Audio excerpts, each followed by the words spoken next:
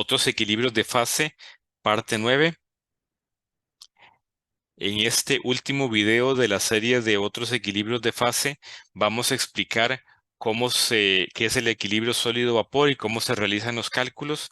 Y este es tal vez el ejemplo más interesante de todo el curso de Termodinámica 2, porque hay que aplicar un montón de conceptos de los dos cursos de termodinámica para poder entender y poder hacer los cálculos de equilibrio sólido-vapor.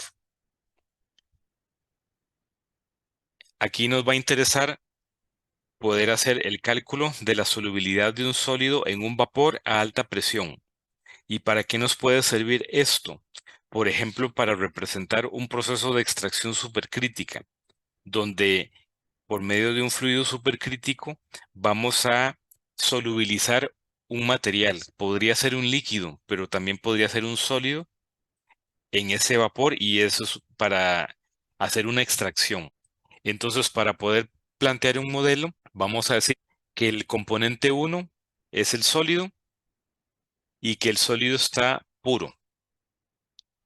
Entonces, empezamos planteando la igualdad de fugacidades. Fugacidad del componente 1 en el sólido va a ser igual fugacidad del componente 1 en el vapor.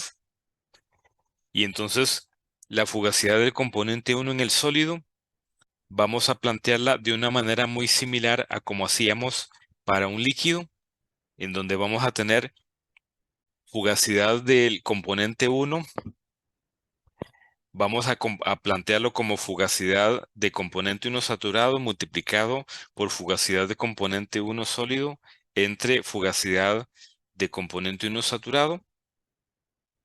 Y entonces el primer término, el F sub 1 de saturación, lo vamos a expresar como phi sub 1 de saturación, coeficiente de fugacidad, por Z sub 1, que es la composición, pero la composición es puro, entonces eso vale 1. Y luego la presión sub 1 de saturación. Y después el otro término, que sería F sub 1 entre F sub 1 de saturación, lo vamos a representar por el factor de Poynting, que es este exponencial, que vean que involucra el volumen específico del sólido, la diferencia entre la presión del sistema y la presión de saturación, y dividido entre RT. Y entonces acordémonos que ese factor de Poynting es un cambio de energía libre, desde el valor del estado de saturación, presión de saturación, a presión P. Lo que es la fugacidad del vapor lo representaríamos como fugacidad sub 1 de mezcla, fugacidad de componente 1 de mezcla multiplicado por Y sub 1 multiplicado por P, presión del sistema. Entonces, haciendo la igualdad, podemos despejar Y sub 1, que sería igual a P sub 1 de saturación dividido entre P multiplicado por un factor F1, que va a ser igual a phi sub 1 de saturación entre phi sub 1 de mezcla multiplicado por el factor de Poynting. Entonces vamos a hacer unas suposiciones para simplificar esta expresión. Entonces la primera es que la presión sub 1 de saturación es muy pequeña. ¿Por qué? Porque es un sólido. Entonces tiene presión de vapor muy pequeña. Después, el coeficiente de fugacidad de saturación del componente 1 va a ser cercano a la unidad. ¿Por qué? Porque es un sólido puro. Y después la fugacidad del componente 1 en el vapor, vamos a aproximarla por la fugacidad, coeficiente de fugacidad del componente 1 en dilución infinita.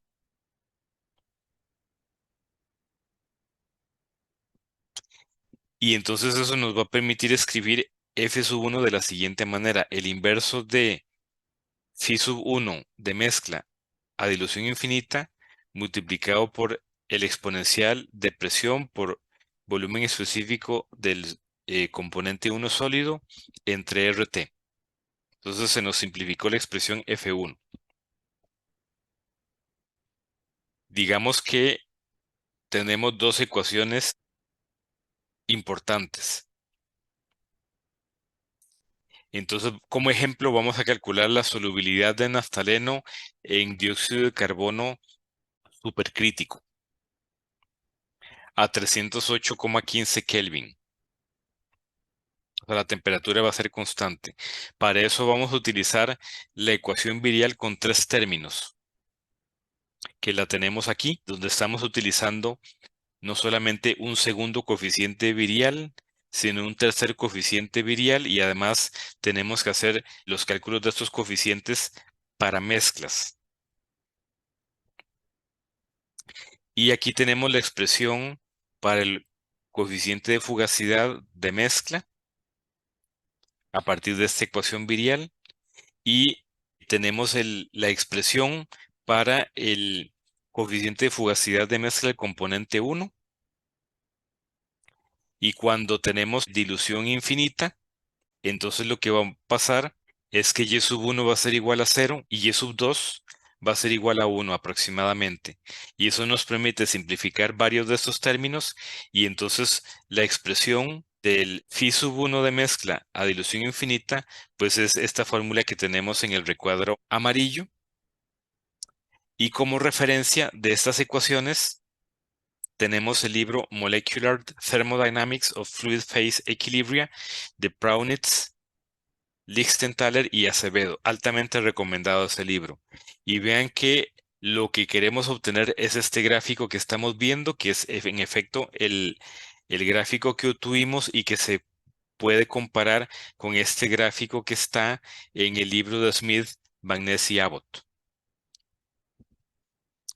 Vamos a explicar, son 4 hojas Excel que estamos presentando capturas de pantalla aquí, y entonces vamos a explicar cómo se hizo cada hoja Excel, donde ustedes van a poder con la explicación montar estas hojas.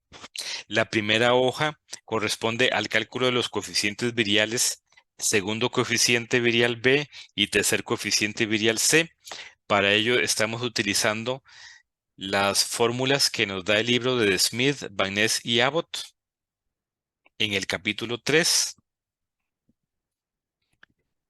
donde vemos que o debemos recordar que estas fórmulas para B y C en un inicio son adimensionales, donde esta B y C con sombreritos son adimensionales, y donde Abbott fue principalmente el autor de la correlación para B, muy sencilla, que es una relación lineal con respecto al factor acéntrico, y después otros autores, Orvey y Vera, hicieron una correlación similar para el tercer coeficiente virial, y en el libro de Smith de Van Ness nos dice que Abbott hizo un ajuste, una simplificación de este modelo para que se pareciera al del segundo coeficiente virial y mantuviera esa sencillez.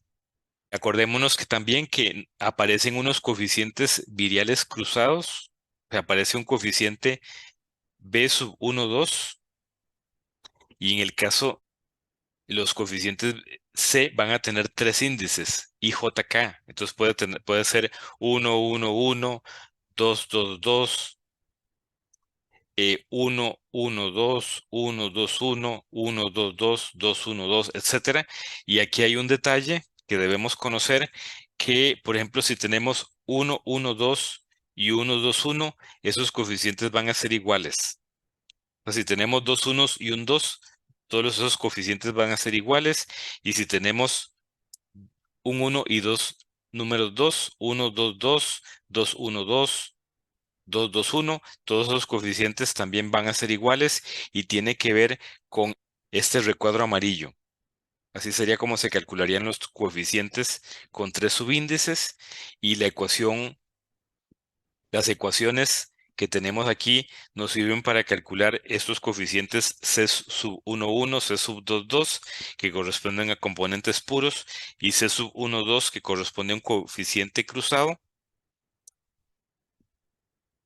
Y pues esperaríamos que con esta breve explicación, y sabiendo que el 1 es naftaleno y el 2 es CO2, y viendo que necesitamos las propiedades críticas, presión crítica, temperatura crítica, el factor acéntrico omega, Z crítico y volumen específico crítico, deberíamos ser capaces de hacer estos cálculos. La temperatura, habíamos dicho, es constante, 308,15 Kelvin, y aquí aparece un K-2 que todavía no lo vamos a utilizar. Así que lo explicamos más adelante. En la siguiente hoja, lo que vamos a calcular es los valores de Z y de V, porque vemos que necesitamos el valor de Z. En la ecuación de la fugacidad aparece Z y además aparece V. Y entonces para obtener estos dos valores necesitamos aplicar la ecuación la ecuación de estado virial. Entonces, como estamos haciendo el cálculo a dilución infinita, acordémonos, eso significa que y sub 1 es igual a 0 aproximadamente. Ese es el sólido, acordémonos el soluto. Y y sub 2 sería 1 aproximadamente, entonces equivale al cálculo de aplicar la ecuación virial para CO2 puro. Eso significa que el B de mezcla sería B sub 2 2 y el C de mezcla sería C sub 2 2 2, que los tenemos de la hoja anterior. Entonces, ¿cómo vamos a realizar aquí el cálculo? Tenemos varias columnas. Por un lado tenemos la temperatura, que es constante. Tenemos el valor de R, que es constante. Entonces tenemos una serie de presiones, la primera columna. Después vamos a calcular el volumen de gas ideal. ¿Por qué? Porque ese va a ser nuestro valor inicial con el que vamos a empezar el cálculo. El cálculo es un cálculo iterativo. Solo que el cálculo iterativo lo va a hacer Excel y lo va a hacer muy rápidamente.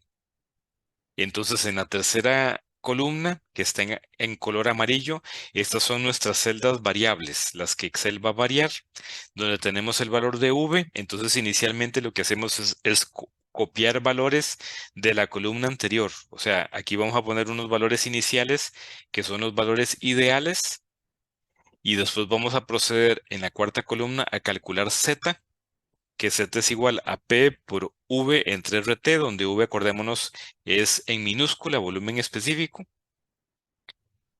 Y en la quinta columna lo que vamos a calcular es el otro lado de la ecuación virial, que es 1 más B entre V más C entre V cuadrado. Y entonces ya tenemos, acordémonos, los valores de B y C, y tenemos el valor de V en la columna 3. Y entonces inicialmente la columna 4 y la columna 5 no van a ser iguales, o sea, van a ser diferentes. En ese momento entra a trabajar Solver, la función Solver de Excel, que es una ventana que nos va a preguntar cuál es la columna o las celdas variables, y entonces vamos a marcarle las celdas en amarillo. Nos va a plantear una celda objetivo, que en este caso le vamos a poner cualquier celda que tenga una fórmula. Para poner un ejemplo, puede ser la celda K4, la primera de la columna 4, cualquier celda que tenga una fórmula. Después nos pregunta máximo, mínimo valor. Eso no va a ser importante. Podemos dejarlo en lo que aparezca, máximo o mínimo. Y lo que sí va a ser importante es agregar una restricción. En el espacio de restricciones agregamos una restricción que diga que esta región de la columna 4, desde K4 hasta K14, tiene que ser igual a esta otra región de la columna 5, desde L4 a L14. Y con esta restricción le vamos a indicar a Excel que esas tienen que ser igualdades. Eso equivale a la igualdad de la ecuación virial, y entonces a la hora de hacer la búsqueda, eso va a forzar a que Excel encuentre una única solución para los valores de V, que son los que vemos finalmente aquí, y donde vemos el gráfico aquí a la derecha, que tiene el comportamiento típico del gráfico de compresibilidad. Y así haríamos el cálculo de Z y de V. En la tercera hoja del archivo Excel que estaríamos montando para hacer estos cálculos, vamos a hacer los cálculos de la solubilidad. Solo que en este primer ejemplo vamos a usar la ecuación virial de dos términos que ya le hemos utilizado. O sea, no vamos a utilizar el coeficiente C. Entonces, en este caso, la expresión del coeficiente de fugacidad de mezcla del componente uno es más sencillo. Vean, es más sencillo, es un modelo que hemos utilizado previamente, donde el delta aquí viene cómo se calcula a partir de los coeficientes viriales y el valor de P lo conocemos, el valor de la temperatura también, el valor de B sub 1,1 lo tenemos. Aquí tenemos el cálculo de delta, vean, 4.450 centímetros cúbicos entre mol. La presión de saturación la tenemos por aquí, es un valor constante. El volumen específico del sólido, las unidades están un poquito corridas. La temperatura 300, también es constante. Y los valores de Y sub I a dilución infinita, Y sub 1 igual a 0, Y sub 2 igual a 1. Y básicamente con estos valores procedemos a llenar una tabla donde la primera columna son las presiones para las que queremos hacer el cálculo. La segunda columna corresponde al cálculo del coeficiente de fugacidad de mezcla del componente 1, que es aplicar esta fórmula así como la estamos viendo. Así se aplicó en esta columna. La siguiente columna consiste en calcular F1. Vean, aquí tenemos la fórmula para F1, donde tendríamos el phi sub 1 de mezcla a dilución infinita de la columna 2 y los valores de presión, volumen específico de sólido, R y T, pues lo tenemos aquí en la sección de datos. Aquí debemos acordarnos de que ciertas celdas hay que marcarlas como constantes para que a la hora de copiar no se nos corran y entonces el cálculo pues nos dé bien. En la siguiente columna, columna 4, procederíamos a calcular Y sub 1, que vean que es simplemente P sub 1 de saturación por F1 entre P. Y a la par estamos calculando el resultado de Y sub 1 ideal que correspondería a quitar este factor F1. O sea, sería simplemente P sub 1 de saturación entre P. Y entonces aquí podemos ver dónde pues los resultados son diferentes. O sea, hay una diferencia al incluir el coeficiente virial B, el segundo coeficiente virial, pero para obtener el resultado que esperaríamos, que acordémonos que corresponde, vean, a datos experimentales, no estamos obteniendo ese resultado todavía. ¿Qué significa eso? Que tenemos que incluir el coeficiente virial C, el tercer coeficiente virial. Y aquí vemos un ejemplo. En este dibujo es CO2 sólido en aire, pero vean que es similar la conclusión, que se necesita el tercer coeficiente virial. Este gráfico está tomado del libro de Prausnitz, Lichtenthaler y Acevedo. Ya para terminar, la cuarta hoja del Excel sería el cálculo similar al anterior, pero ahora utilizando el tercer coeficiente virial, la ecuación virial de tres términos y usando las fórmulas que vimos anteriormente, la del recuadro este amarillo, y donde queremos reproducir esta figura que de color gris que nos daría una referencia para el cálculo de este término K sub 1, 2, que es este término K sub 1, 2, es un factor de corrección de la temperatura crítica de mezcla. Vean por aquí, donde aparece KIJ, es un factor que corrige la temperatura crítica cruzada, por decirlo así, TC sub 1, 2, por ejemplo. ¿Para qué? Para que el resultado teórico calce con el resultado experimental. Hasta el momento, los modelos que existen necesitan ese tipo de factores de corrección. Y entonces aquí ven que tenemos los coeficientes B, B11, B22, B12, los coeficientes C, C111, C112, C122 y C222. Presión de saturación, volumen específico del sólido, temperatura, la presión, las presiones las tenemos aquí en la columna 1. Los valores de Y sub 1 y Y sub 2, acordémonos que está de dilución infinita.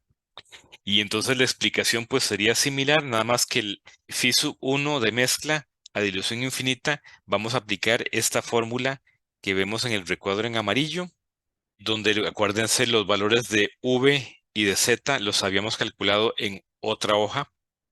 Entonces los agarramos de allí y los coeficientes viriales los tenemos aquí a la izquierda y eso nos da la segunda columna. El F1 es la misma ecuación que usamos anteriormente, esta ecuación, donde el phi sub 1 de mezcla a dilución infinita lo agarramos de la columna anterior.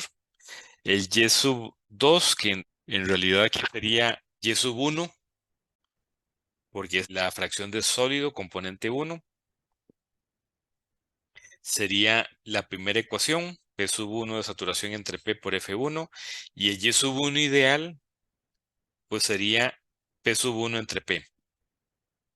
Y entonces vean que en este caso sí logramos obtener que primero la fracción molar sube, pero después llega como a un valor constante al ir aumentando la presión y donde vemos que el comportamiento es diferente al haber supuesto, por ejemplo, gas ideal. Entonces, no se puede suponer gas ideal, no se puede usar la ecuación virial de dos términos, hay que usar la ecuación virial de tres términos y la alternativa a esto sería utilizar una ecuación cúbica de estado, que fue lo que hizo Smith, Van Ness y Abbott para obtener este gráfico que está aquí en color gris. Entonces vean cómo aplicamos pues un montón de teoría que hemos visto en termodinámica. Termodinámica 1, ecuaciones de estado, y pues termodinámica 2, coeficientes de fugacidad, factor de Poynting, etcétera, para poder hacer este cálculo de solubilidad de un sólido en un gas o vapor a alta presión. Este es el momento de preguntarnos qué hemos aprendido en esta sección, en este video. Y con esto terminamos el tema de otros equilibrios de fase. Felicitaciones.